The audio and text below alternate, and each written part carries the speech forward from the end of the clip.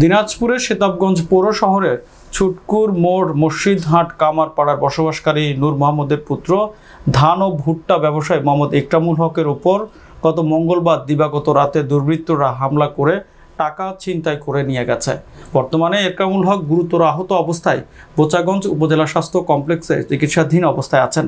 একরামুল হক আমাদের প্রতিনিধিকে জানিয়েছেন, 17 সেপ্টেম্বর মঙ্গলবার দিবাগত রাত আনুমানিক 11:30টার সময় ব্যবসায়িক কাজকর্ম শেষে বাসায় যাওয়ার পথে ছুটকুর মোড় জাকির ডাক্তারের বাড়ির সামনে 7-8 জন অল্প বয়সী মাস্ক পরা তরুণ যুবক তার পথ রোধ করে তার উপর লোহার পাইপ ও ধারালো অস্ত্র দিয়ে হামলা চালায় এবং তার কাছে থাকা 12,000 টাকা ছিনিয়ে নিয়ে পালিয়ে যায়।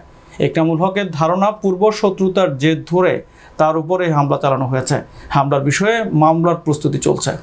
আমার নাম একরামুল হক আব্দু, আমি কামারপাড়ায় বাসা।